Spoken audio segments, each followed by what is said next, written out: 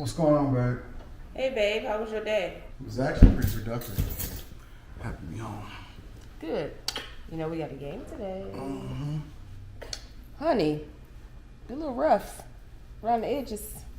I'm saying I've been working all night, taking care of business, getting to the. You know what? I don't even want to talk about it.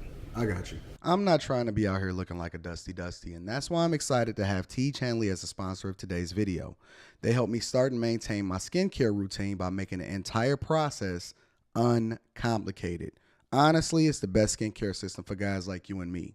I recommend you start with their level 1 system, which come with all of the basics: a daily face wash to get rid of the dirt and grime on your skin, a 2 times per week exfoliating scrub to get rid of the dead skin cells, an AM moisturizer with SPF 20 because you should always be protecting your skin from the sun, and a PM moisturizer to help your skin stay hydrated and healthy throughout the night.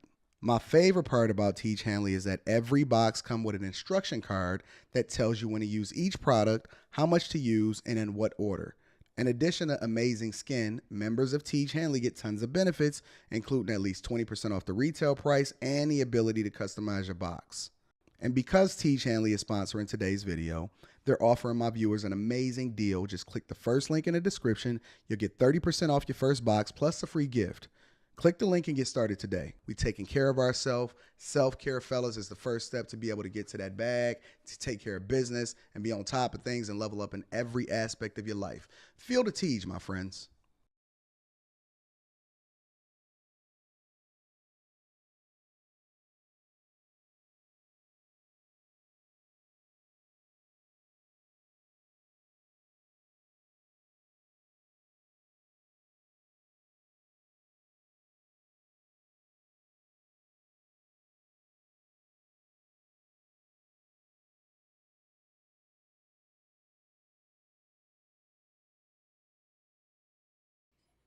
What's going on is Anton from AntonDaniels.com. I appreciate you guys for continuing to rock with me.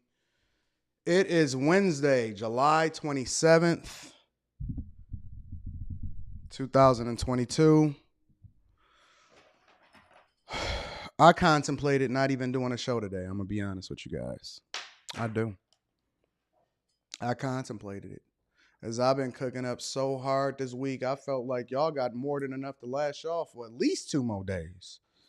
I contemplated it. I thought about it. I said, Anton, should you even do a show today?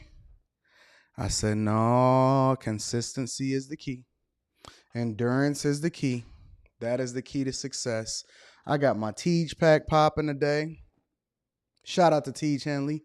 30% off your first order plus a free gift. Uncomplicated skincare for men. Listen, look at my skin. Look at my head. Look at my beard. Look at the way that I'm.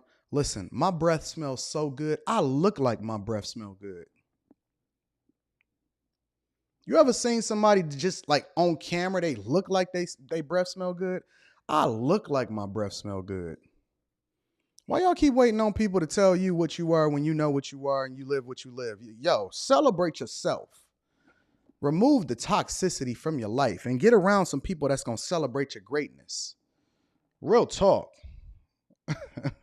I've been water whipping content, persevere data TV. I absolutely positively have. So again, welcome to the Millionaire Morning Show. Anton is absolutely feeling incredible. And you know why I feel incredible? I'm going to be honest with you. You know why I feel incredible? I feel incredible because you and I are sitting here together right here, right now, and we'll never get this moment back again. Ever. We'll never get this moment back again. This is, even if, for the people that restream this, for the people that restream content, and I know that some of y'all at work, you got to do meetings. I know y'all say y'all going to catch up later, so on and so forth. But the people that catch it live, it hit different. It just absolutely hit different. That's just real. It hit different. And I'm going to be honest with you. I don't know what I'm going to talk about on a day-to-day basis. I purposely do not proactively plan my shows.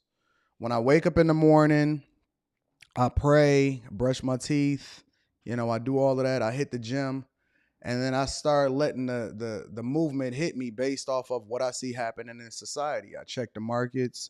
I see what's going on from a financial perspective. I see what's happening with y'all on an individual basis. I may do a call, but that is the thing that guides me, right? I genuinely try to tap into the people, and this is the difference between somebody that just talk about subjects and people that really feel what's going on out in society, in the streets. I'm out there every single day. I'm interacting with people. It's the thing that guides me on a regular basis. Hey, wait a minute. Before we even get started, I'm gonna need y'all to get the likes up. We're gonna go ahead and get this out of the way early. We're not gonna cook up and then y'all gonna have me breaking my sway and what it is that I'm doing. I'm gonna need you to go ahead and get the likes up. I'm gonna take a break. Hit a like for the YouTube algorithm, please. I appreciate it.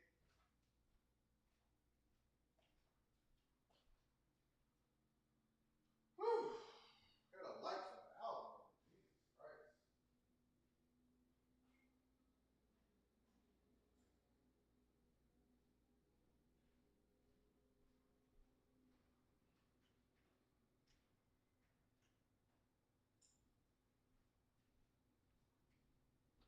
Y'all got the likes up?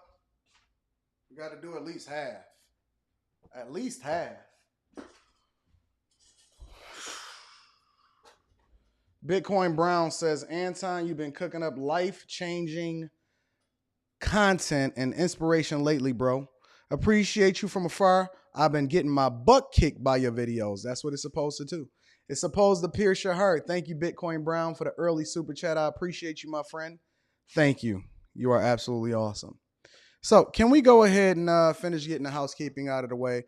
Make sure that you hit a like for the YouTube algorithm, subscribe to the channel. If you haven't already, subscribe to the Patreon. The link is in the description as well as pinned to the top of the chat. We do awesome things in there. Patreon exclusive video released a few days ago. New Build a Business series video live stream is coming sooner than later. And if you need to book me for a personal call, email me at antondaniels413@gmail.com. We already in September. So if you didn't book for August, your fault. Your fault.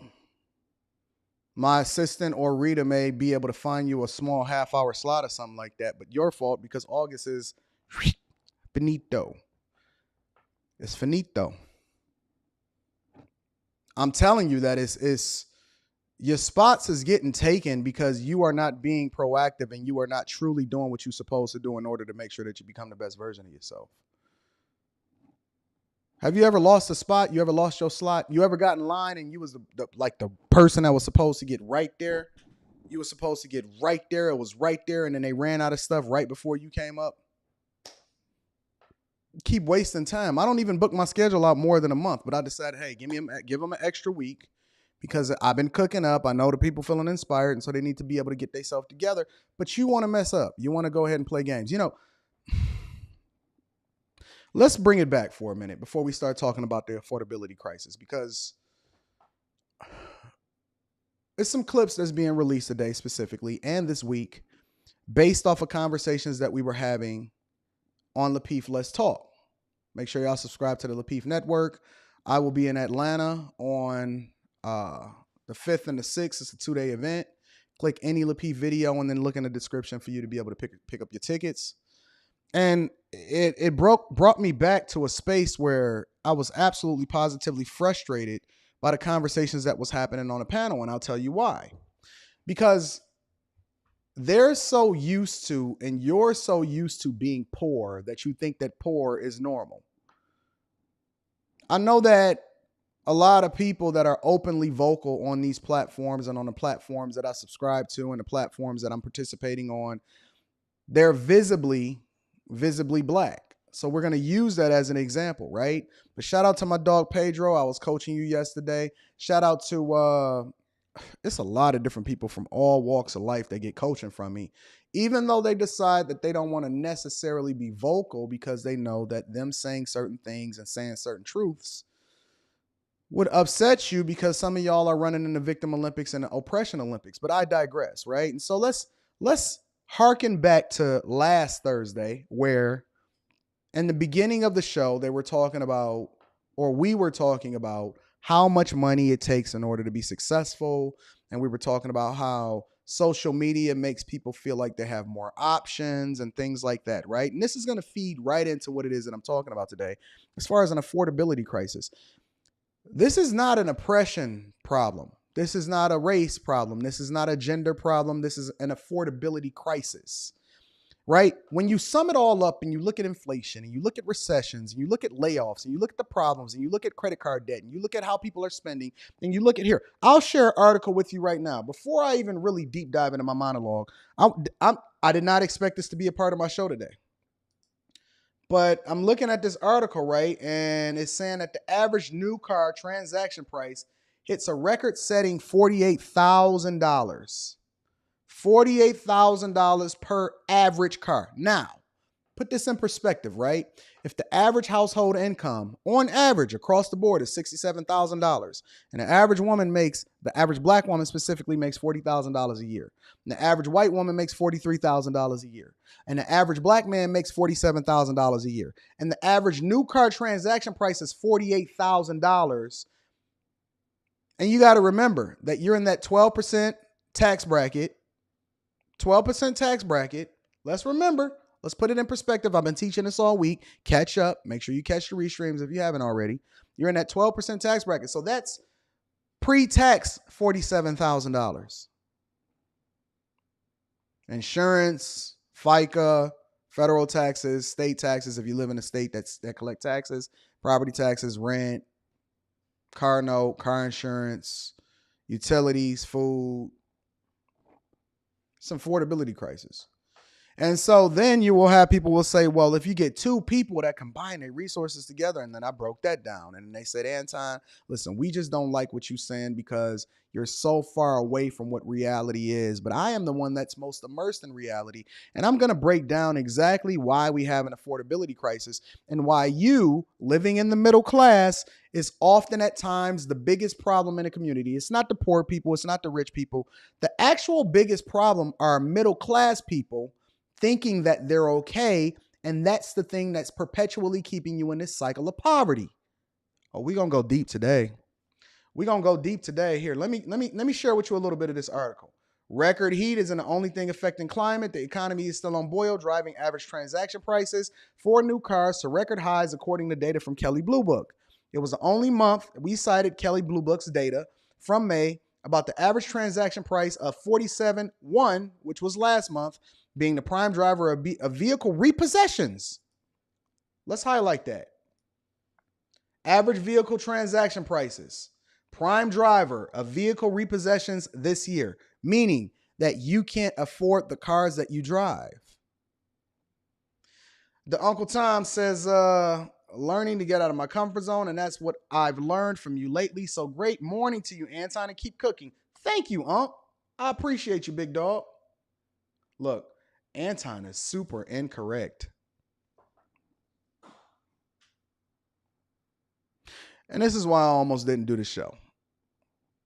Honest to God. I almost said, you know what? I'm going to cancel. I'm going to go shopping. I'm going to spend 5 bands on an outfit today that I was paying attention to. And I'm going to just let certain people be dusty. I'm literally just going to let people be dusty. Anton, you're super incorrect. About what? About what? What are you talking about, man? It's an affordability crisis. Repossessions is up. You don't make enough. You live in fucking poverty. What more you want to talk about? $40,000 isn't enough. I don't care what they tell you is solidly middle class. It's not. It's not enough. Let me break it down to you. Okay? Let me break it down to you.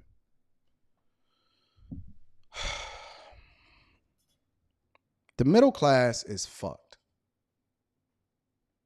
Absolutely struck down, fucked over, bend you over a barrel, pull your panties down, and miss the wrong hole, and then keep on going fucked. That's how messed up the middle class is. And it's even worse considering that you don't realize that you are too ignorant. Not ignorant in that you're stupid, but ignorant in that you voluntarily refuse to educate yourself on how fucked you really is. Real talk. Let me break it down for you, right? Women at large and student loan crises. Let's meld it all together. Let's break it all down. You are fucking... People largely elected Joe Biden because they want him to forgive their student loans. Fucked. You can't even afford to pay back what you took out in order to educate yourself enough to even get the job that you have to make $40,000. And you gonna sit here and tell me how you not wrong? I'm gonna tell you how wrong you are. People are begging on their hands and knees, willing to give gawk $3,000 to get their student loans forgiven. Fucked. Take $10,000 off, Freaky Jason, please. I can't afford it. Even when they cancel interest payments, I can't afford it. Let me help you to understand how the middle class is so ignorantly stupid and how they've been bamboozled and marketed to so phenomenally by them even creating the term middle class to make you think that you're okay just because you're in the average rate of poverty that is actually killing you. It's an affordability crisis. The average car note is somewhere between $600 and $1,000 a month. Well, you will say, well, you don't have to necessarily get that car. Cool. Go get you a clunker for cars. Cool with that. Let's break that down. Let's say you make $40,000 a year. Let's go up to $50,000. We're going to go slightly above what the average black man is making in America. Cool. Inflation is at 9.1%, and it's been that way for an extended period of time. Inflation continues, whether it's high, whether it's low. The cost of doing business, the cost of rent, the cost of a mortgage, the cost of you going to the gas station, the cost of you going over and feeding yourself. You can't even get water for free no more. It's going up every single year, meaning that inflation is beating the rate that you're even getting a raise at your job, because I've already done a show earlier in this week breaking down how, despite the fact that y'all was only making $5 an hour in yesteryear, based off of the rate of inflation, roll with me here, money has its own language, based off of the rate of inflation, you're literally making less than you were when you were making $5 an hour based off of the cost of living. An affordability crisis. They'll tell you and they'll market to you and they'll say, hey, unemployment is at a historic low, 3.6%. Look at the great job that I'm doing. But you cannot afford, and you have to pick between getting getting some gas or feeding yourself. Let's break it down, right? Because $50,000 a year, right away, we're going to take off $6,000, $7,000 just for taxes. So let's just say, for example, you at $43,000 a year now. Cool. You need healthcare coverage because you're still living check to check, and your one incident, layoff, or hospital bill from losing everything. Neither here nor there. But let's just say you're paying for healthcare coverage because you want to be a responsible individual. Cool. Let's say you got $40,000 left. Awesome.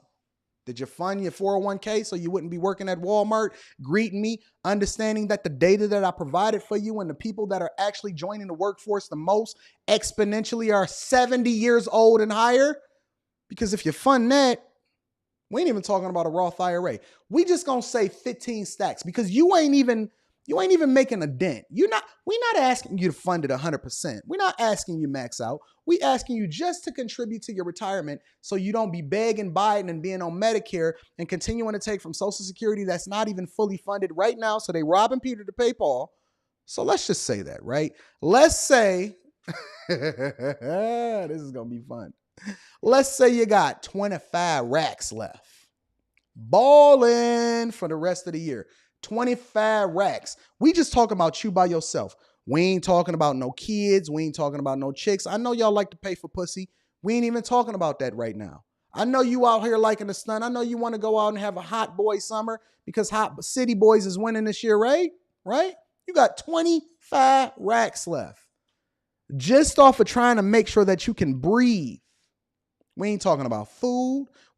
Let's say that you live in one of the cheapest parts of America and you're able to get $1,000 a month in rent. We talking about an affordability crisis. You told me that $40,000 is enough, so I gave you an extra $10,000, and then we gonna do the calculations. So now you got 25 racks left, and you got $1,000 rent, which is cheap as hell anywhere. You can't go nowhere and get $1,000 a month. You're gonna be in a studio in $1,000 a month place. You know what the average cost of rent is? Don't worry about it, because that's going up too. We're going to break this down. An affordability crisis. We're going to get right to it, ladies and gentlemen. So that means that costs you $12,000 a year, not including utilities, not including a phone, not including internet access, nothing. That's $12,000. So now you left with 13 racks, and you ain't fed yourself.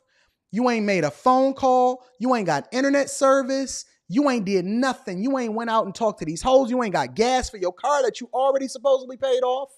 Cool. So let's assume that you're putting gas in your car, because most people budget somewhere between $100 and $200, sometimes $300 a month in gas. That's over $2,000 a year in gas alone. You got 11 racks left. We just gonna do basic math. Basic math, y'all. Basic math. You still ain't got internet access. You ain't got no cell phone. You ain't got nothing. You can't go out to lunch. You ain't did nothing. You got 11 racks left. 11 racks for the entire year, which is less than $1,000 a month for you to feed yourself. No kids, just you by yourself. For you to feed yourself, get internet access, go and get a computer, because we know that you can't get internet. So now you're going to finance a phone. No worries. No worries. Even if you got a car, you still got to pay car insurance if you're a responsible adult. Let's say car insurance costs you $150 a month. On the low end, you above the age of 25, you get better rates because you're above the age of 30. That's $1,300 a year right now. You under the 8 ball. And inflation is still at 9.1%. It's still going up. You under the 8 ball. Don't get a repair. Don't get nothing. Don't get an extra utility bill. Don't get nothing. Don't have a kid. Don't pay child support. Don't do nothing. Don't pass go. Don't collect $200. Don't do none of that.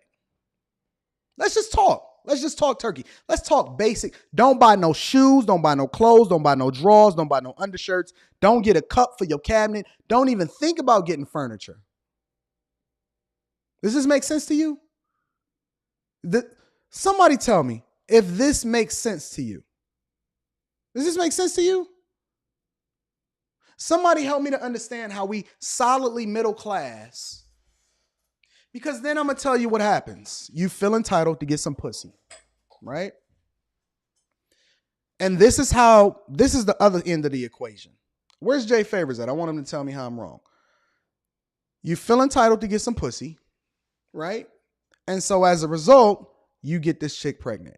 Now, let's say, for example, y'all have a great relationship and y'all going to stay married for the rest of your life, which we know the odds of that is 0 to none, right? You get some pussy, you get this chick pregnant. Now, let's say you got to take care of the kid. Now, you got 2 to 3 mouths to feed. Who knows? Let's say she brings in resources and she has the same problem.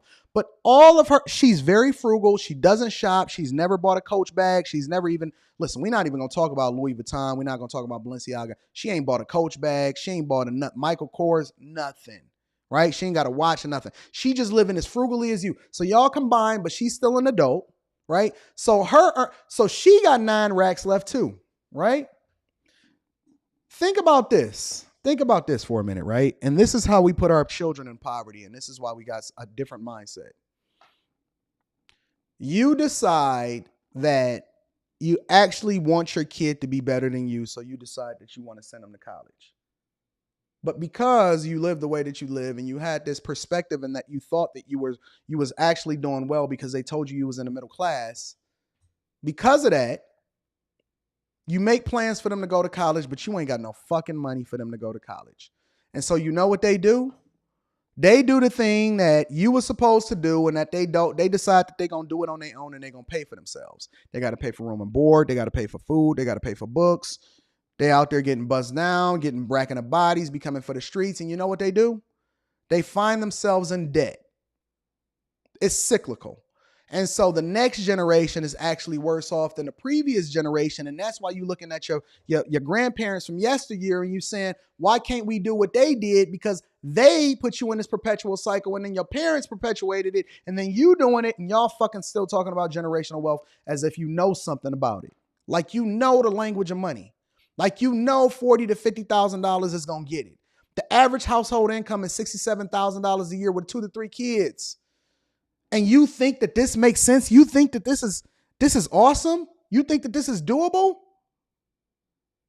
Huh? Listen, there was people making $40,000, $50,000 a year in 1988. And they didn't fucking hack it. In 1988, I knew people, bro, when I was a kid, I knew people making $40,000, $50,000 a year. And they was like, listen, we got to get up to the 6 figures. You still fucking making $40,000 to $50,000 a year in 2022 with all of this inflation that didn't happen. Everything in quadruple exponentially. And you still talking to me in my fucking chat talking about how this money makes sense, talking about Anton. No, I lived it all the way across the board. Real talk. In 2008, when everything went kablooey, we was all in a fucking house like Mexicans. It was me, my mom, my dad, my wife, my daughter, my little brother. We was all in there trying to figure out how to make it. Combining resources. Getting that government assistance. When you going to get out of this poverty mindset? I'm curious. When are you going to get out of this poverty mindset and that you think that this makes sense? Because then what happens is you send your kids to college and you say, ooh, they're the first ones to go to college. They go get a basket weaving degree. They go become a fucking social worker or some dumb shit, or they drop out and they third year almost becoming a senior, get a degree in criminal justice that's going to cost them $120,000. And then they spend the rest of their life trying to pay it off and with bad credit and leaving a legacy to leave that over to somebody else while they begging government and Biden to forgive their student loans. And that makes sense to you. Well, they don't go to college. They can get a trade. So you can throw your fucking back out. And by the time that you get 30, you ain't got no knees. You ain't got no hips.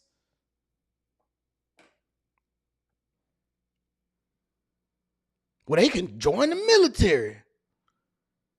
What other solutions do you have for me other than to shoot for something greater than where you're at so you can actually do something good for the people that's coming after you?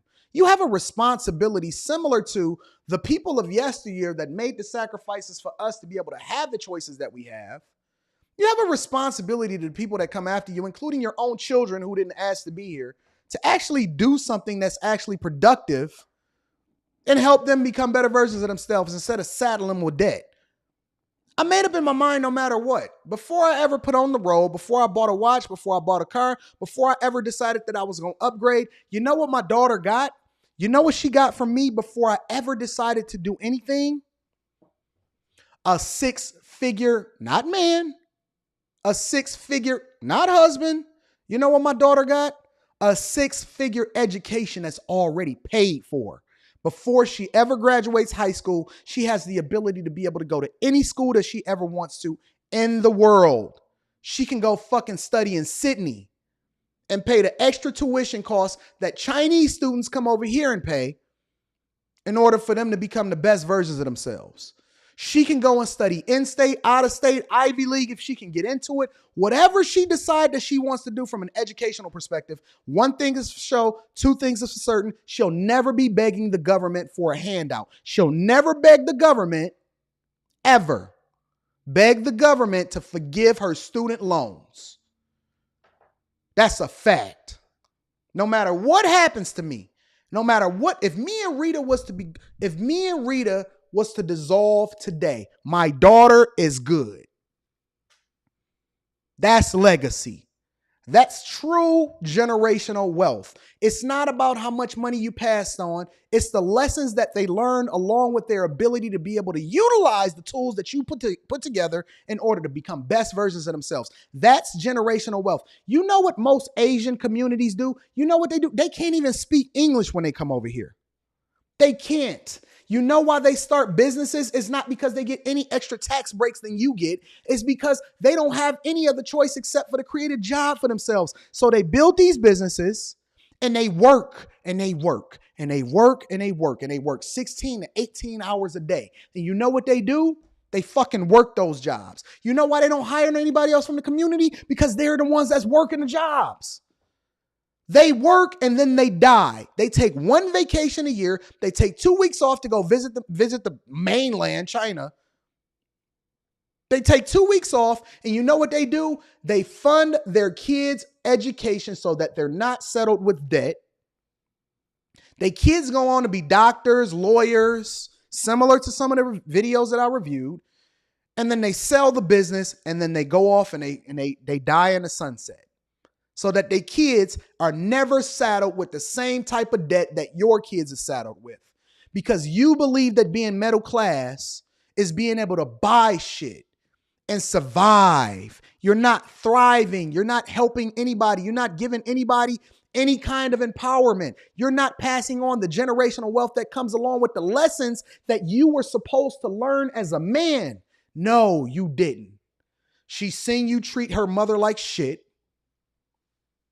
You couldn't afford to live on your own. So now the generational wealth that she's going to have is she going to have a legacy of being dependent on men that ain't shit because you wasn't shit.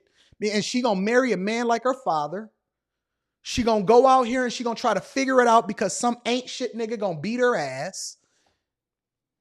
You want to know the truth? Listen, if you want to know the truth, I'm going to give you the truth, unfiltered.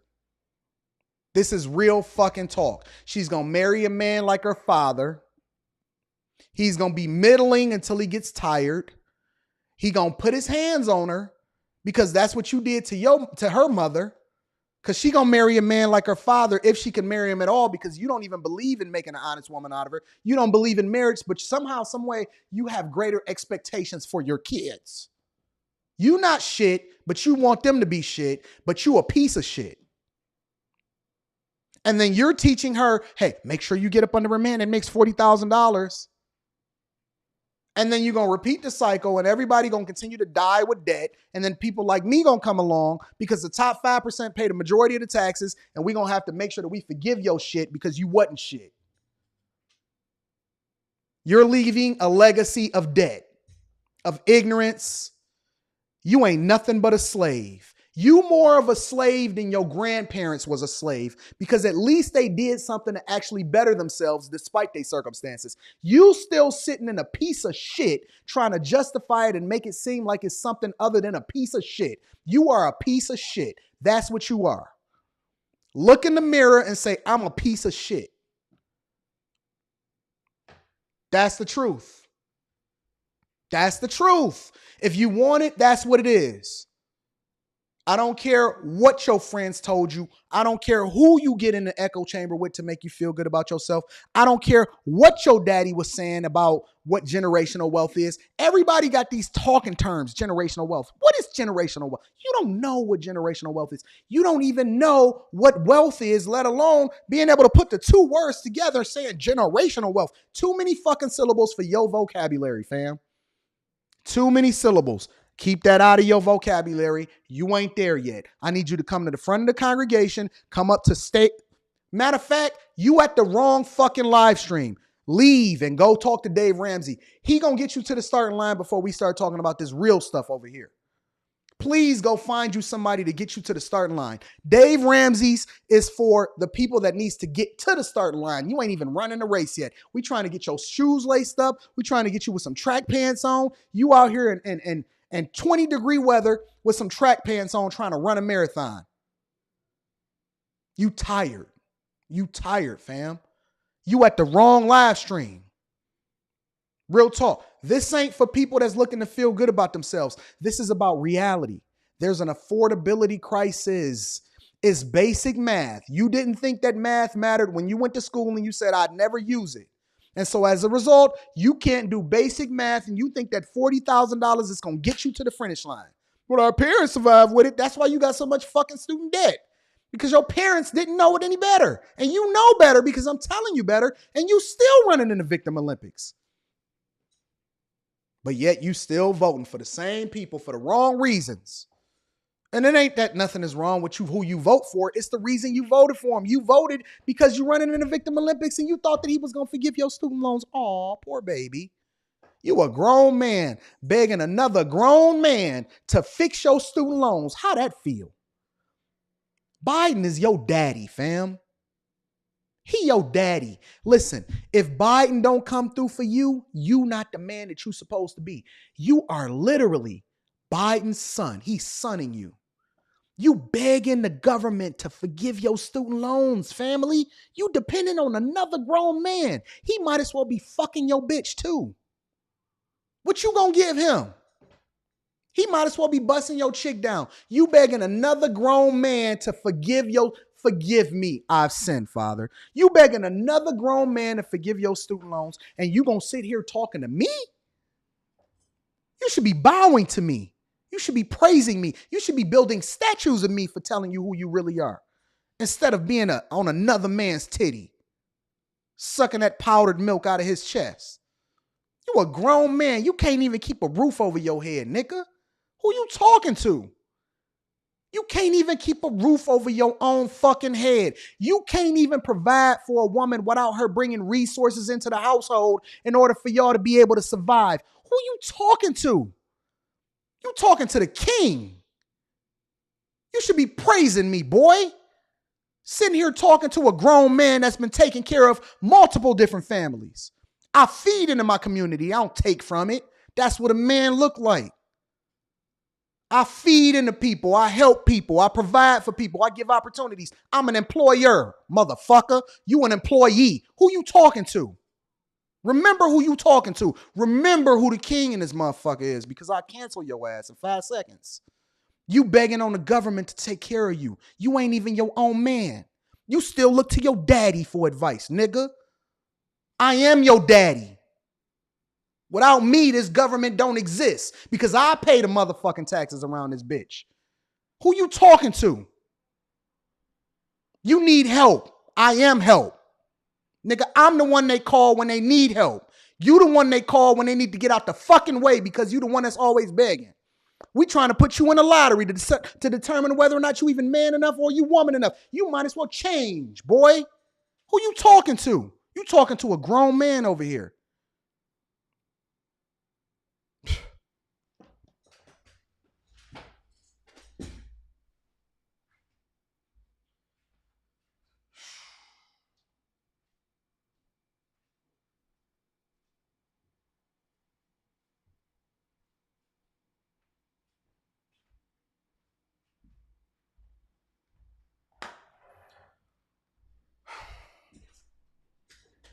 She will respect you if you grew up. She will love you if you grew up. She will respect you if you grew up. She would love you if you just became the man that you were supposed to be. She would actually submit to you if you wasn't dependent on her in order to be able to survive and feed yourself. You got an Listen, we're not even going to say we got an affordability crisis. You got an affordability crisis. Real talk. You got an affordability crisis. Ain't no we in this. We ain't French. I'm American. I ain't French. I don't even know we. You got an affordability crisis. You living in your parents' basement. You playing PlayStation all day. My girl is walking. Come here, Rita. Come, my child. Let me tell you the difference between you and me. The difference between you and me, come on, is that when I wear Versace, she wears Versace. When I wear Versace, she wears Versace. That's the difference. You know what my daughter is wearing? Versace. My daughter has a house coat. Go.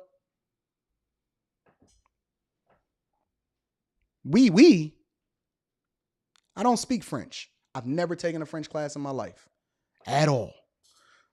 Let's really get into the show, all right? Listen, I was not expecting to go there, but sometimes I think that y'all be saying stuff on purpose. I honestly think that y'all just be just talking out of y'all mouth.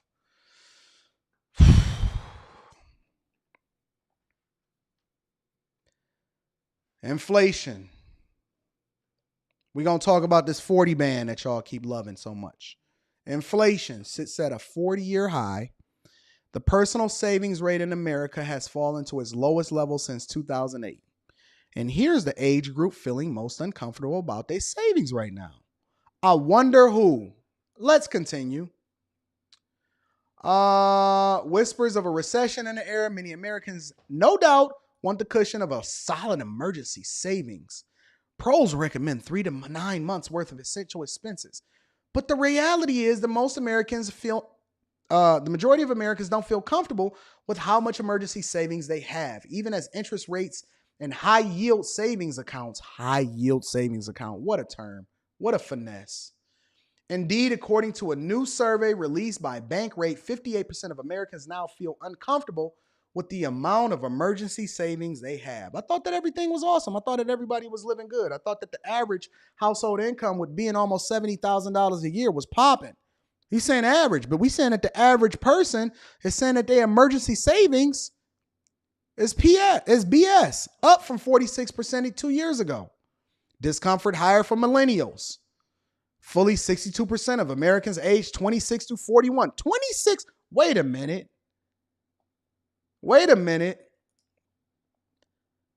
62% of Americans aged 26 through 41 are uncomfortable. 59% of Gen Xers, 51% of baby boomers, uncomfortable. Do y'all know what the uncomfortable means? I thought that everybody was balling. I thought that $40,000 can get it. Wait a minute. Somebody is lying to me. Let me move my microphone because I think that somebody is lying to me. Somebody told me that it was enough. Uncomfortable don't sound like doing well. It don't sound like middle class. Middle class and uncomfortable, that didn't seem like it was going to go together. Let's continue. Comes as personal savings rates has fallen significantly. Personal savings is defined by as the percentage of disposable income that people save.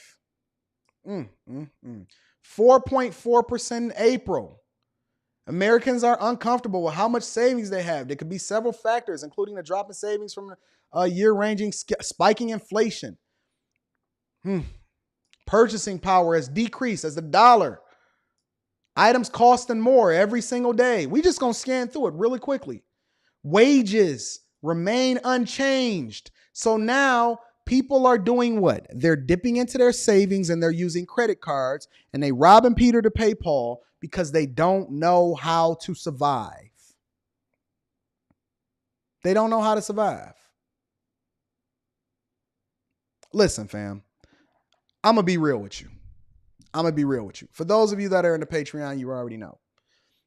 I took I took a corporate position last year and they was laughing at me, right? And they said, Anton, you're crazy. There's no way as an entrepreneur you should get a corporate position. And then I dropped my W-2, no bonuses, no equity yet, no none of that. It was just base pay.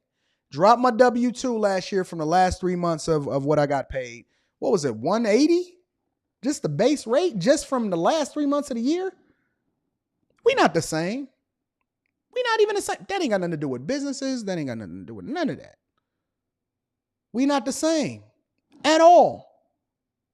At all. Not even a little bit. Let me show you what else you're dealing with. This is you. From Bloomberg. Housing affordability crisis increases the odds of a recession.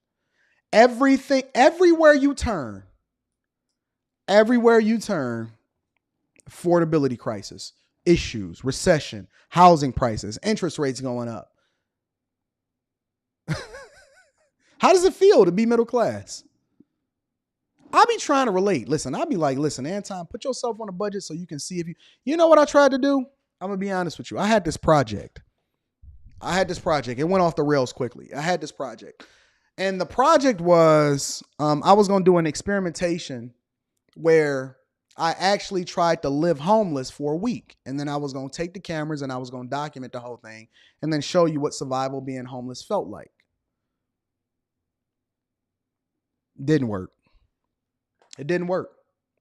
Trashed the footage. Get rid of the footage, throw it away.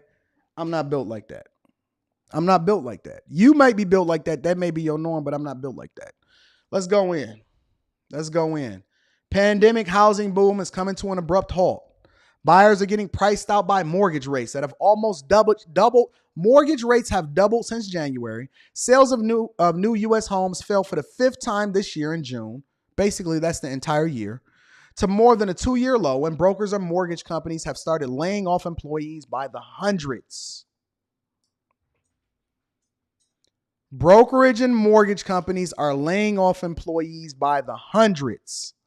Unlike the exploding home price bubble that triggered the 2008 financial crisis and left millions of foreclosed properties in its wake, this is an affordability. Let me show that. Let me show that here. This is an affordability crisis.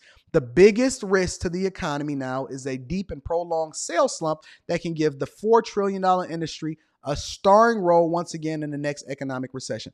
What did I talk about earlier this week? What did I talk about? I said that prices and the similarities to what happened in 2008 is all too familiar with what I'm seeing right now. And the only difference was the credit.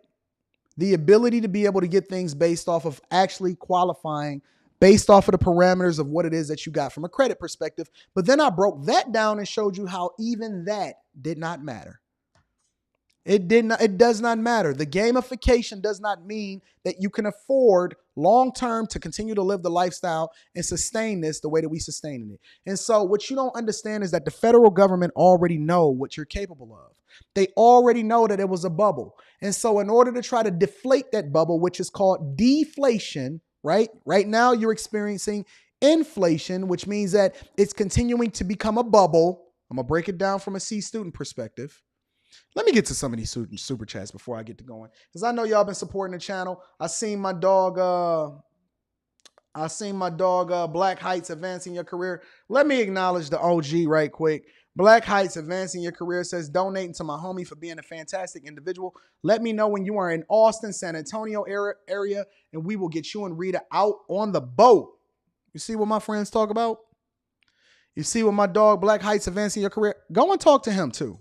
He going to tell you exactly how to get the bag. He going to tell you exactly what your career is supposed to be. Please subscribe to Black Heights Advancing Your Career. And thank you for supporting the channel, my friend. When I am in the Austin, San Antonio area, I heard that Charles Barkley told me that San Antonio got some bigums. They got some bigums down there. They got some big. They say that they love them churros down there. Shout out to Charles Barkley. Shout out to Black Heights Advancing Your Career. I appreciate you, my friend. Thank you so much for supporting the channel.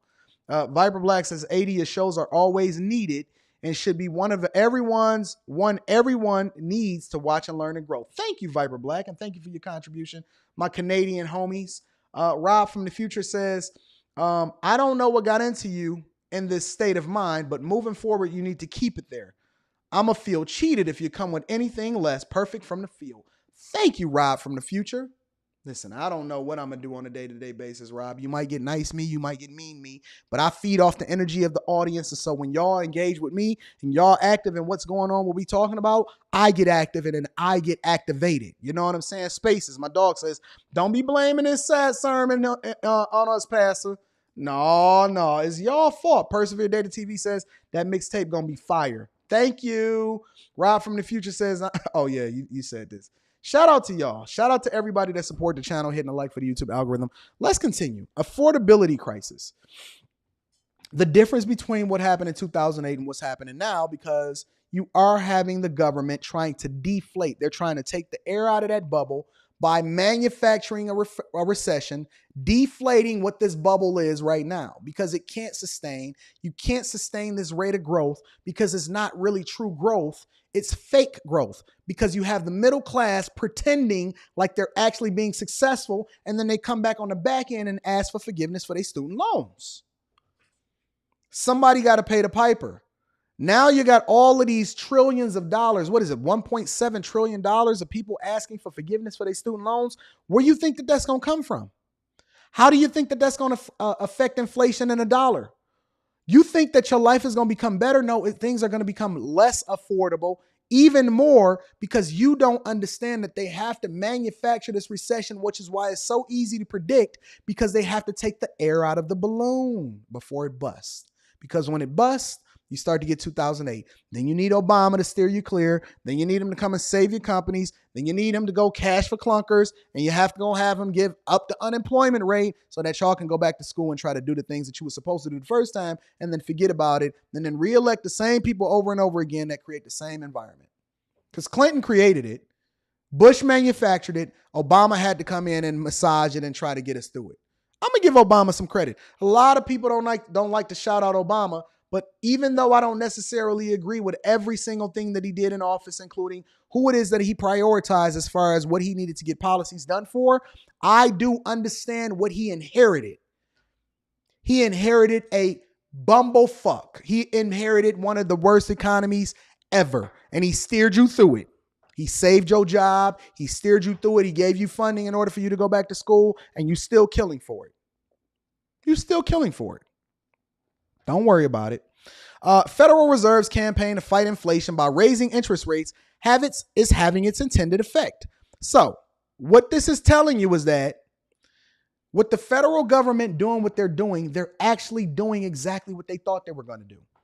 It's having the effect that they wanted it to. It's actually raising rates, which makes things less affordable, which then gives more inventory, and then it gives more affordability to most people long term, in that it's not actually perpetually going up. It's making it more affordable for you, and it's making it available for me to come in and take advantage of it. Now I can buy things at a cheaper rate, even though I told you to be patient. We're anticipating at least a 25% drop in the cost or the affordability of homes. And Anton is coming in and you even giving it to me for less because you under duress. You couldn't afford the house that you got. You know, I was talking to somebody yesterday and I was in a coaching call. And the call before that, I forced him to do the numbers because he was looking to buy a home, right? And he said, Anton, I did the math and it blew my mind. I said, well, tell me about the math, my friend. He said, Anton, I did the math and this is what I came up with. He says, if I was to get a 30-year versus a 15-year, I'm only paying a little more than $300 less. He said, if I get the 30-year, I'm paying a little more than $300 less than if I was to get the 15-year. He said, $300 ain't nothing. I said, exactly. I said, but you're going to pay for 15 more years and you're going to pay double the interest, and where you think it's going. I said, let's do the math, right? It came out to somewhere like $54,000 that you wind up paying over a 15-year period when you're paying an extra $300 a month, which actually goes towards the principal. And then what happens is you save a tremendous amount of money in what you're paying to the servicer of the mortgage, and that $54,000 could have actually went towards something that was more conducive for your life, because you don't want to do the math. He said it's only a little more than a $300 difference, Anton. And so you telling me you save an additional $74,000, $75,000 a year by paying it off in 15 years instead of being marketed to from 30, the same way you're being marketed to the idea of the middle class, the same way you're being marketed to through credit, the gamification of your life, the same way you're being marketed to with credit cards, the same way you're being marketed to on affordability in your car payment. You're financing your car based off of the payment instead of doing the math based off of the interest and what you're going to give to the servicer of the loan. The same way. Except for not only is it bad for you from that perspective, but then you lose your job because you are an employee and you can't even control your own fate. And so now you pay for it and then you give it back to them. And then they resell it and they still come back for you with the collection companies. And then you go through this whole cycle. You file bankruptcy. 7 to 10 years, bankruptcy is on your credit.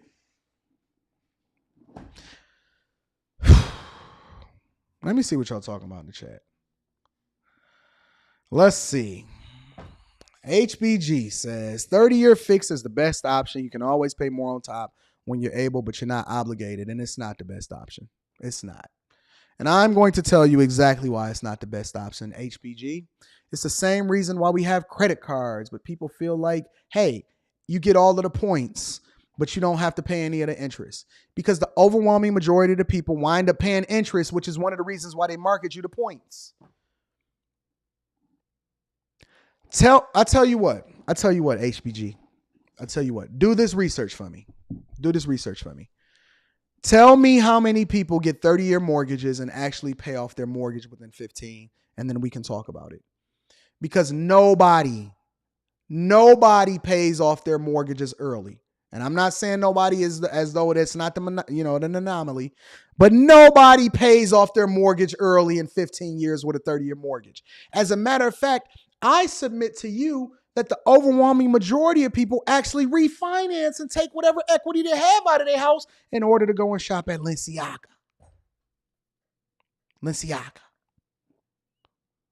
The reason why you get a 30 instead of a 15 is so that you can have that cushion and you wind up getting comfortable with it and you just make the payment. And then you depend on and hope for your home to appreciate in order for you to be able to draw the interest and the equity out of it. And then the real estate agents get fees off of that once you sell it. And then you truly don't even understand the cost of owning a home from a business perspective, because you're not taking into account the maintenance and the utilities and everything else that go along with it. And so most people don't even truly start to get the value out of their home unless they live in it from 10 to 15 years. And this is the math. This is absolutely positively true. If you don't do the math, you don't understand what you're talking about. But you are part of the marketing.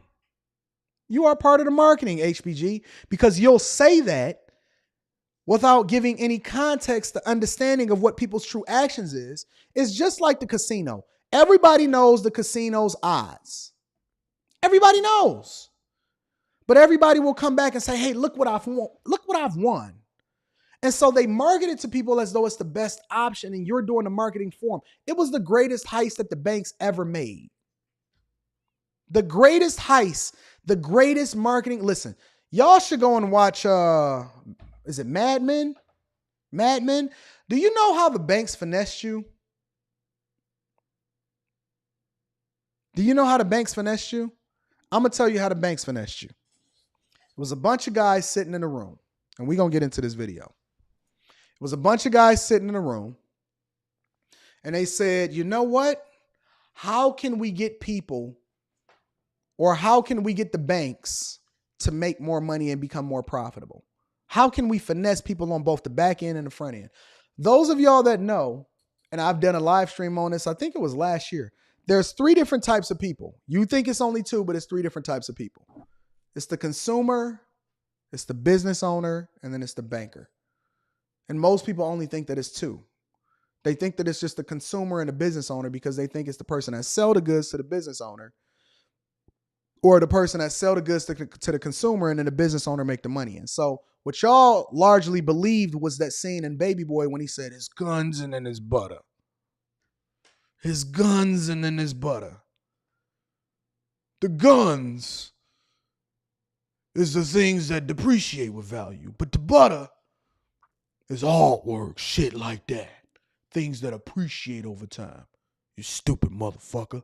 And that's what Ving Rhames said to Tyrese, and you thought that he spit game because you didn't truly understand it. And you look at all of these pop culture references and you use that as your talking points in order to substantiate your argument. But the reality is that it wasn't that. It was a bunch of guys that created a third person, and they said, you know what? We got to figure out how we can make more money for the bank. They said, we can sell it to people, and then we can create this vision. We can create the American dream. Owning a home with a white picket fence.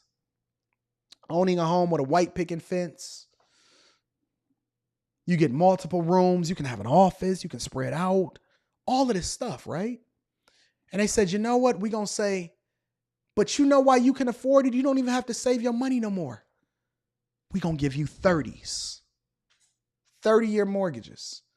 And everybody high-fived.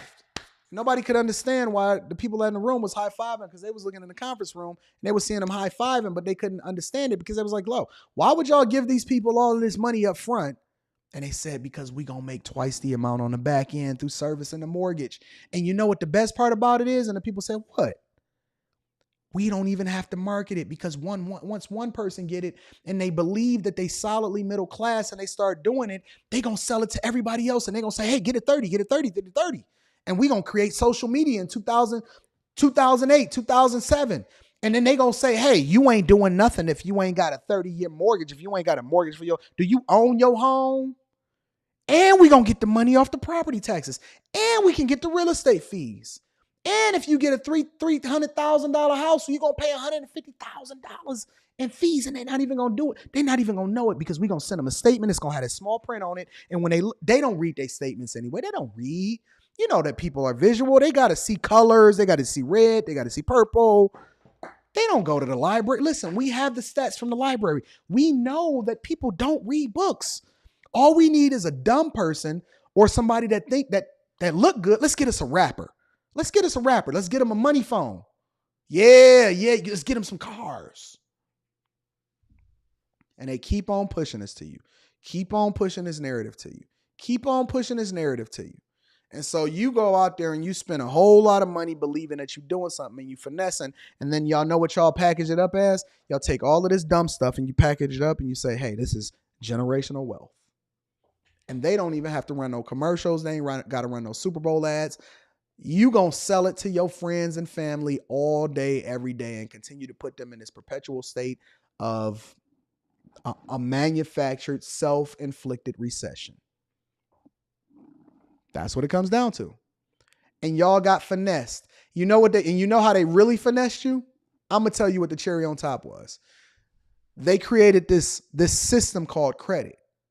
And they said, we're going to take this combination right here of whether or not they've been making a payment history, and we're going to combine it with what they say their income is, and we're going to see how much they use of that credit, and we're going to give them points if they keep it under 30% of their used credit because we want them to pay interest, but we don't want them to be too out of debt. And then we're going to assess them an interest rate based off of what this gamification of numbers is, just like how you playing Call of Duty tomorrow. And you fell for it. And so now the narrative is, do you got a 740 credit score? And you don't even know that you're getting fucking finessed your whole life. From the time that you wake up to the time that you close your eyes, you got finessed. You got a lifetime for finesse. And you sitting here arguing with me about how you not getting finessed while you getting finessed, talking about how $40,000 and being solidly middle class is the move. And you got the nerve to look down on Mexicans. You got the nerve to look down on somebody else. It's people walking into this country, Nigerians, Asians, Hispanics. They walking into this country and walking all over your fucking neck every single day. And you got the nerve to sit here. And then you want to create another group. You see how it's a trickle-down effect? Then you want to create a group. ADOS, African descendants of slaves. I want my 40 acres and a mule. Bitch, if you don't get this plum and this pear tree and get on up out of here, get this forgiveness so we can continue to tether you to the government. If you don't get this welfare so we can make sure that you stay in this perpetual state of stupidity. Anton, you too woke for him. Somebody said in my comments the other day, they said, Anton, if you was actually pro-black, you'd be a leader of the black community. I'm a leader of people. First, I was a leader of my family and my own household. And then I became a leader of my employees, and now I'm a trailblazer. You can't put me in a box. You cannot put me. My entire YouTube transition has been, I'm not letting nobody put me in a box. I rock with everybody. And to a larger extent, it's probably stunted my growth, to be honest with you. But I got more money than your favorite rapper. And I got more understanding than your favorite rapper. And I got more insight, and I got more growth, and I got a stronger army in the community that's not fair weather. They rock with me because they know I know what I'm talking about, and they know the real when they see it. Real recognize real. Anyways, let me see what Q was talking about. Q talking about for Rita's first drink in ATL, I'm petty. Rita ain't coming to ATL. Nope. I told Q that I am not bringing Rita to ATL because, listen, I'm going to be honest with you. Going to the Patreon meetups is one thing. Nope, not happening. I'm down there to take care of business. And business is what it's going to be. Sorry, Q. I love you though, boo. Anyways, Q&A tonight. Let me get into this video. So this is a little bit different, right? I am. They can say what they want, but they can't do nothing about it because I'm still richer than rich. I'm richy rich out here in these streets. I got a video for y'all, and it's going to be a completely different video today, all right? I don't even remember what it... Oh, I know what it was. This video went from making like $115,000 or $150,000 a year to $15 an hour voluntarily. I have not watched the video. I know that this was on CNBC Money. So this is slightly different than you making this money and they showing you their budget. He's breaking down why he's downgraded to $15 an hour. So I'm very, very much curious as to what this is and why he's saying what he's saying. Look at them. They acting so extra. Oh, she's not coming? Nope. I'm not bringing her. Nope. I decided against it. We'll talk about it after the show. Let's get it popping. The question of why do this when I could be making so much more as a lawyer in a field I already have all the skills for. It's really a matter of what it means to be alive. You want to have a living, you know, don't want to just have a career, you want to live. And that's really important to me. I can already tell that this was a woman. Shout out to Q with the extra sassiness. Look at this. Here we go. Before we get into this video,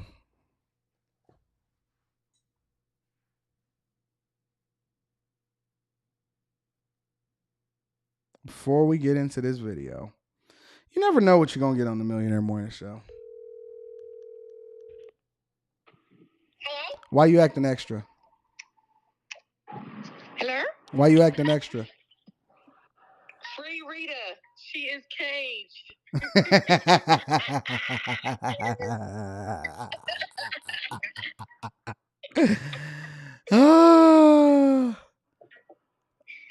mean, Rita doesn't have to go to the show. We don't gotta go to the show, you know? Nope. Why? Anton, you already agreed she was coming. How you gonna back out? That's your word. Stick to your word, sir. I have to make smart decisions as a man. Okay, I'll be there by myself then. Potato. Tomato. I said potato. We'll talk afterwards. Oh, Bye. All right. Let's continue. The question of why do this when I could be making so much more as a lawyer in a field I already have all the skills for. It's really a matter of what it means to be alive. You want to have a living, you know, don't want to just have a career, you want to live. And that's really important to me. I'm Nico, I'm 36, and I left my job as a lawyer and became a firefighter. You know, the first question that I have, or my first comments are, only women do stuff like this, largely. I can imagine a few men doing stuff like this, but I cannot imagine as a man.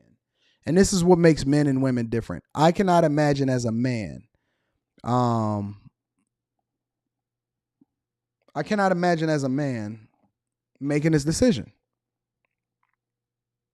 I can't. I don't care how masculine this woman is. I don't care what it is. And you know what's so funny? When y'all sent me this video, because I have not watched even a bit of it. When y'all sent me this video, I thought, looking at this, that this was a man. I genuinely thought, just looking at this cover photo, looking at this picture right here when y'all sent it to me, I said, oh, I want to see what man is foregoing making $100 and something thousand a year in order to become a $15 an hour firefighter. But let's continue.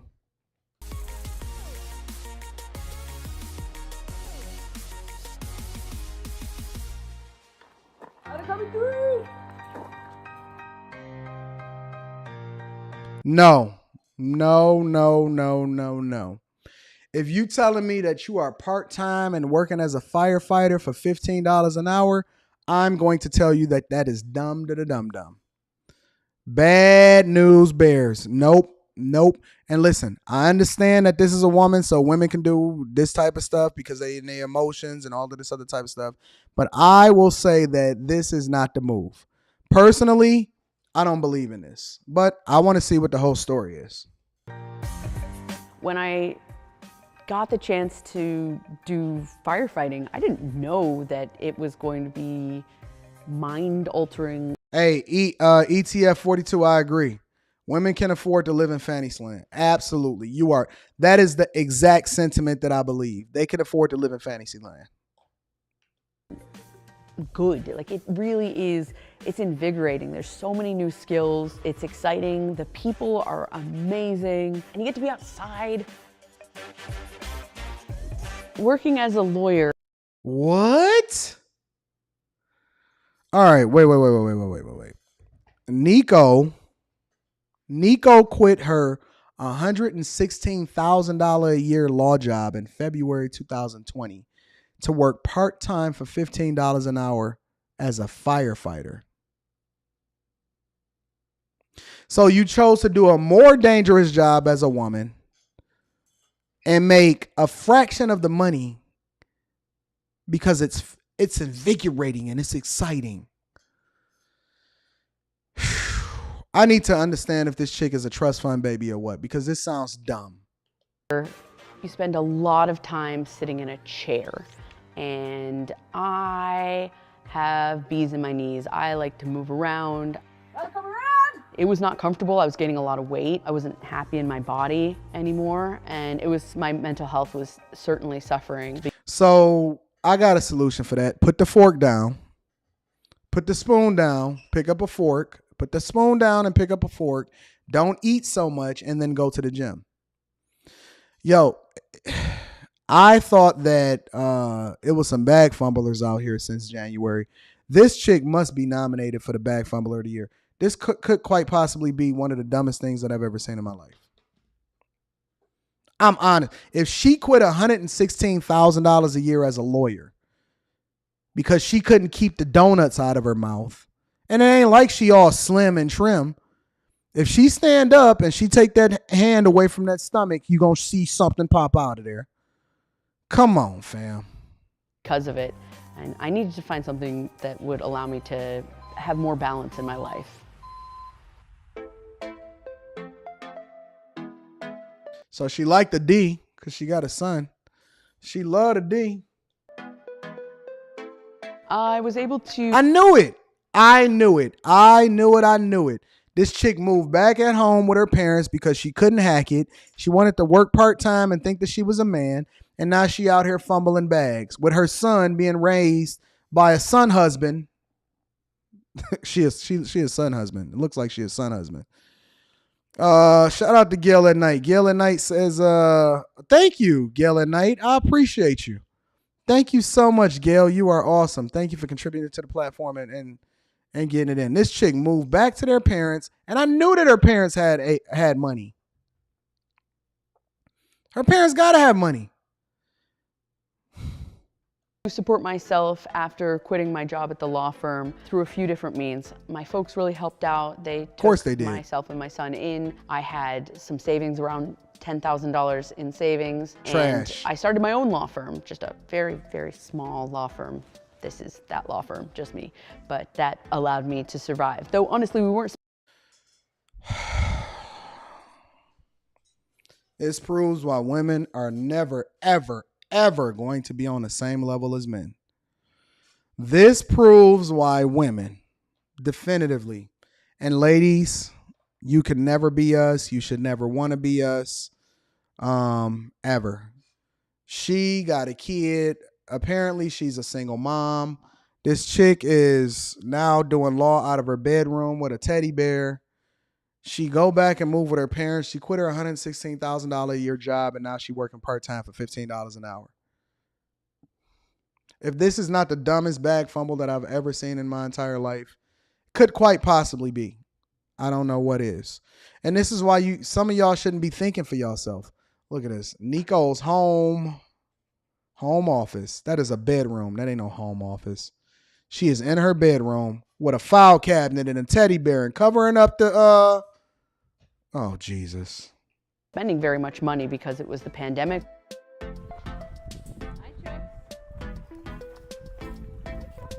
So, think about this, y'all. It sounds like, because it's saying her journey to Firehouse started while she was staying with her parents. It sounds like this is an excuse. You got to be able to read between the lines. I could be proven wrong, but this sounds like an excuse because I'm going to tell you what really happened. She probably couldn't hack it at the law firm. She's finessing y'all, telling y'all that she quit her job. She probably got fired. I'm telling you, she already had moved back with her parents, and she's talking about her journey to the Firehouse started when she was staying with her parents. She probably got fired, and this is my own personal opinion of what I think, and then she decided to go out on her own. She couldn't hack it, so that's why she's saying, I got my own little private law firm, and then she went and got a part-time job thinking that she was a man. I'm telling you, that's what I think is happening. The story of how I came to be a firefighter is, it's very serendipitous. In August of 2020, we actually had a single lightning strike. And I told you she was... Don't you tell me you losing weight as a firefighter. Don't you tell me you losing weight as a firefighter. I see what the truth is. I see what the truth is. Yeah, you got all of that booty do. You got all of that belly sticking out. Shout out to Eric Hassel. Eric Hassel said 200 acres of land in California. They rich like multi-millionaire rich. Probably. I wouldn't doubt it. Yeah, you can't trick me, baby girl. I know it's under that pouch. I know what that kangaroo pouch do. I told you, as soon as she removed her hands from in front of her stomach, all of that was coming out. You can't trick us. You can't trick us, baby girl. I know what I'm looking at. You can't trick us. I know where it is, where that kangaroo pouch is. Ain't nothing wrong with it. Get it in, baby. They said Melvin Johnson said that's baby fat. it started a little fire right up there on our property, just up on that hillside of the mountains. They own all of that? Jesus Christ. Mountain. And very quickly, some firefighters came in from town and they started climbing up the hill, and we're like, why? There's a fire road that goes up and around. It goes almost straight to where the lightning strike had happened. So my mom and I, we put on a backpack and hiked on up after them and showed them where the fire road was. And that's how I met Josh Jones, who is Captain Josh Jones, who is the one who showed me how to get involved with our local fire department. The dedication that each and every one of you have done, and thank you so much. Once I started in the fire academy, it was like fireworks. It's such a dynamic career. You're constantly learning new skills. You're working with wonderful people. You're helping people. You're doing all of these really incredible things and having all of these crazy experiences. And you get to be outside a lot, which I really, I can't be tied to a desk anymore. I just can't do it.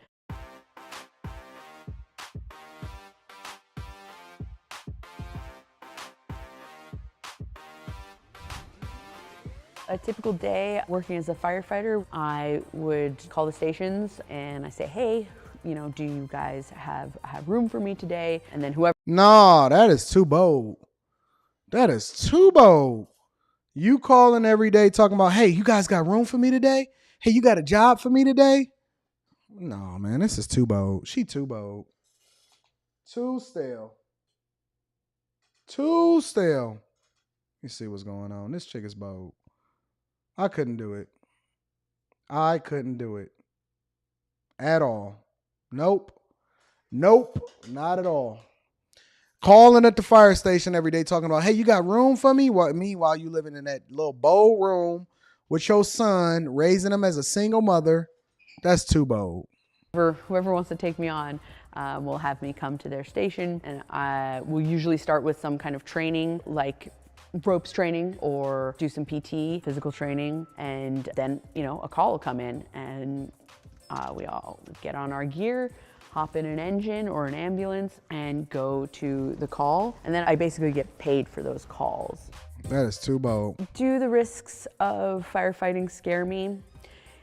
To a certain extent, yes. I mean, it would be absolutely devastating if anything happened to me. And shout out to all of the firefighters. I mean, listen, you guys do an amazing job, and I know that it's something that's needed in communities. But as a career, as something that you got to call and see if they want you on a team that day, and you got to see if the station will take you in, and then the danger associated with it, and you telling me that you quit a $116,000 job, that's cap. Ain't nothing more cap than that. This is all cap all the way across the board. I don't think that she could hack it as a lawyer. There's something else to the story, because nobody quits a $116,000 job just to by chance run into Captain Josh from a lightning strike and then take on a possible $15 an hour when you can get in. That's cap. This is all trash. For my son, and that is something that weighs on me, certainly. But frankly, being I was predominantly a family Hey, y'all think that any one of the people in there is busting that down? I'm curious. law attorney, and that's not a particularly safe career. There's a lot of angry people in family law. And also mentally safe is something that I have to consider as well. If I'm not doing well mentally, what is my quality of life? What kind of parent can I be? So I'm just calling to check in. I know. But she's still doing law, talking about I'm not built to sit down at a desk and stuff like that. I'm done with that. But then right after that, she's working as an independent family lawyer. Man, if y'all can't read through these modern women and be able to see this BS all day long, it's just trash. I don't even know why y'all sent me this video. I think y'all sent me this video because y'all knew I was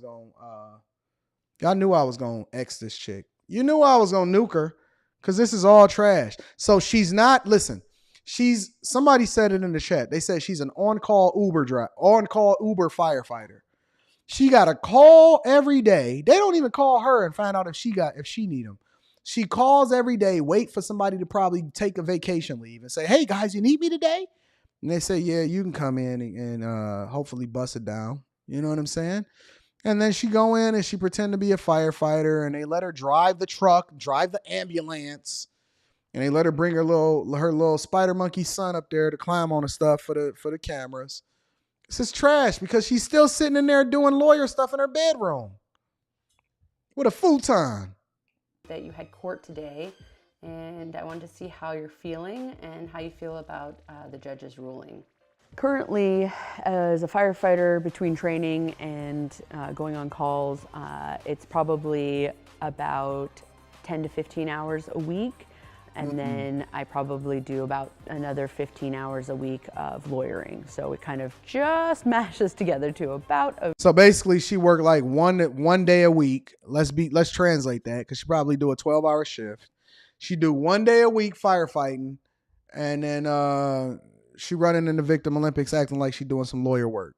Bro, no lawyer call you after No lawyer calls you after the judgment saying, hey, I just wanted to find out how you was doing about the ruling.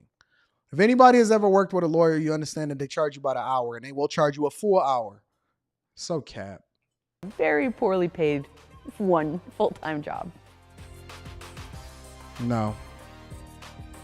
I don't make very much money in my little, very, very itty-bitty tiny law firm. I certainly, if I did it full-time, I could make a lot more. My hourly rate as an attorney is $250 an hour. So we're talking apples and oranges in terms of how much money I'm making. But I luckily have a support system. I have a partner who works as a nurse. I knew it. I knew it. I knew it was some munching going on there. I knew it. You can't fool me. And I want y'all to tell me which one is the masculine one. Which one is the more masculine one in y'all opinion? Who's the man? Shout out to John Doe. John Doe says she said she quit her job as a lawyer for the sake of her mental health. There is no way that running in the courtroom is more mentally draining than running in a burning building. I 1000% agree with you, family. This is all cap, all finesse. I'm going to tell you what really happened. She had a baby daddy. Her baby daddy made her feel some type of way, and he told her to stop running in the Victim Olympics and get your ass back in that law firm to make your money. She said, no, I'm going to do what I want to do, and I'm sick of men. That's why she had Nico, single mother, and now she flipping the script. You know, that's a very stable income. So that has also given me a lot more flexibility in. And I bet you her real name is Nicole. I would bet money. Listen, I would bet money that her real name is Nicole. Don't sit here and talk about no fucking Nico to me. I know a Nicole when I see one. She looked like a Nicole. Look just like a Nicole. Shout out to Cliff. Cliff says the firefighter wears the Jesus Christ. Oh my God. Switching careers from lawyering to firefighting. They So say I'm in that's when school she in family law. And I am getting my training to be an EMT. My plan is to, after becoming an EMT, to take the next step and become a paramedic. And then once I have my... This chick want to fucking drive ambulances. I wouldn't even talk to this chick. Yo, fam, you ain't even got to worry about it because she got a girlfriend now, so... paramedic's license, I will be in a good position to get a full-time firefighting job in a station.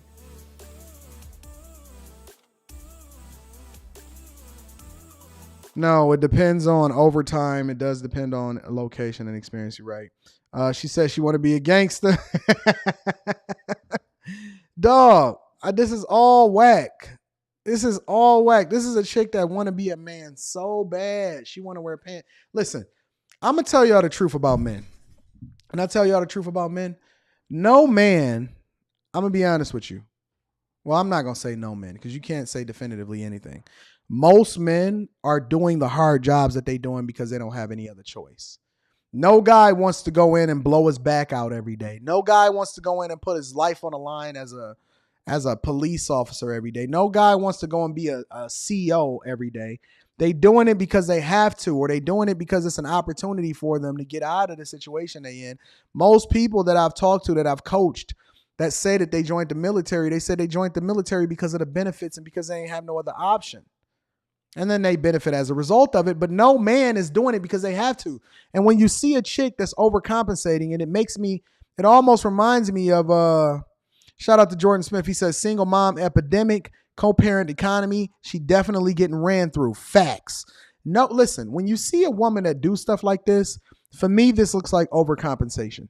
This reminds me of a man that says that he wants to be a woman. And you know how he overcompensates? He over switches. He wears the purse like this, and women don't even do that. And every single thing he says is honey on the back of it. This reminds me of that. This reminds me of overcompensation, but on the back end. Gayla Knight says she used him to get the baby and don't really like men. Cap. She used to like men. And then he told her to lose some weight because he was watching Kevin Samuels. And Kevin Samuels says the average woman weighs more than men. And this is what you see. This is what happened for it. For real, Gail, that's what happened. Jay Ben says, here's some dressing money for this word salad vid. For real. She is doing nothing but finessing us, giving us all of this extra, and that is not inaccurate. I know what the truth is. I can get it out of her. She a bad lawyer. She can't lie that good. And the highest taxes, and it costs you the most. My advice for people who are considering changing careers, I think that you have to pursue your passion. I don't think that it's healthy for humans to do something just for money. I think that you have. And this is coming from a woman that lived with her parents, with a child that couldn't stay with the man that she had a kid with.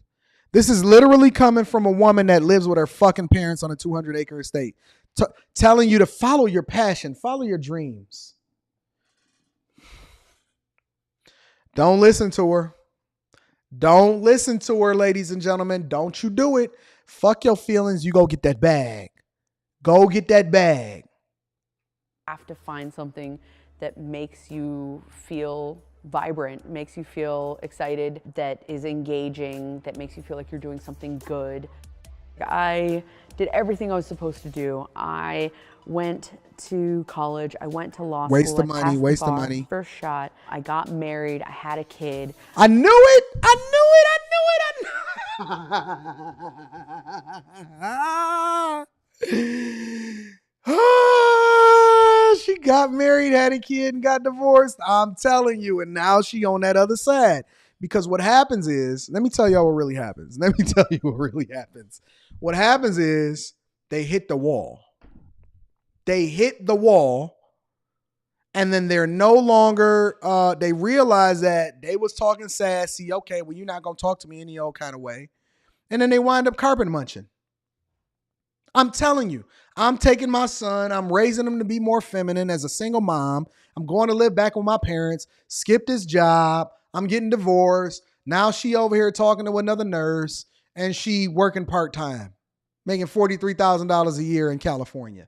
I knew it. I knew it. I knew it. I knew it.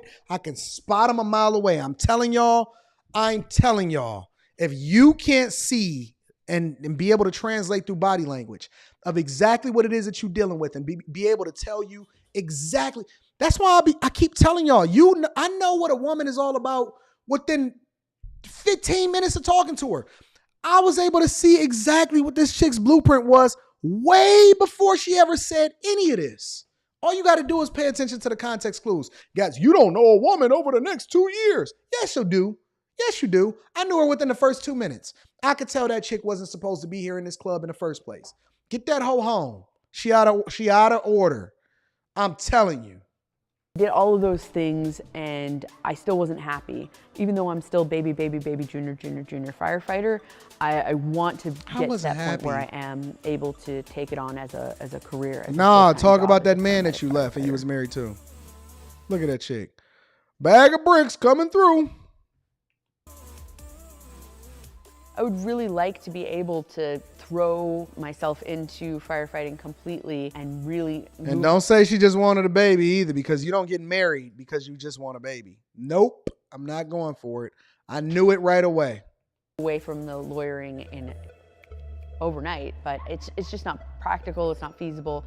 I want to end my career as a lawyer and begin my career as a firefighter in a responsible way. A way that doesn't hurt my clients because I care about them very much, and also allows me to really get the training that I need to become a really good firefighter. Yo, red flags all over this. Listen, you can identify a certain type of modern woman no matter where you at, no matter what type of video. It could be a money video. I was trying to figure out why she went from making $116,000 a year to $15 an hour as a part-time firefighter. I knew it. Shout out to Razik. My uncle, before he passed, he used to always tell me, you can learn a lot from a dummy. Real talk. This is a red flag if I've never seen it before. Julian says, thanks for chilling out on the potty mouth. I'm listening on speaker from a couple of tiers up on a scaffold. Tools in my hand. I can't move. Customer window all open. Y'all better get some AirPods. Real talk. Anton is out here talking. I'm sorry, y'all. I'm going to clean it up. Anton is not going to be cussing as much any fucking more, okay? Real talk. All right, that was the last time. I'm sorry. I see one. You ain't going to trick me out of my draws. Nope. I knew it. And they still be wanting the D. No matter how much munching they do, they still be wanting the D. Don't let them fool you. Don't let them fool you. Listen, I love y'all. I appreciate y'all. Make sure y'all tap in. Go and get your tickets to Lapeef. I'm going to be there on the 5th and the 6th. It's a 2-day event. Go to any Lapeef video. Click the link in the description. Get your tickets. I'm going to be there. And I am still trying to figure out this whole staying completely. I'm building a studio. We doing build a business. We got a lot going on. So Anton is out here moving and shaking and taking care of business. But I'm trying to figure out what city I want to live in, at least for 2 weeks or the rest of August possibly. But we're going to have that conversation. I love y'all. I appreciate y'all. Thank y'all for rocking with me and tapping in. I'm going to holler at you guys later. I need you to do me one more favor before you get up out of here, though. Make sure you tell your family and friends. We don't want to be successful by ourselves. I love y'all. I appreciate y'all. I'm going to talk to y'all later. Q&A tonight. Peace.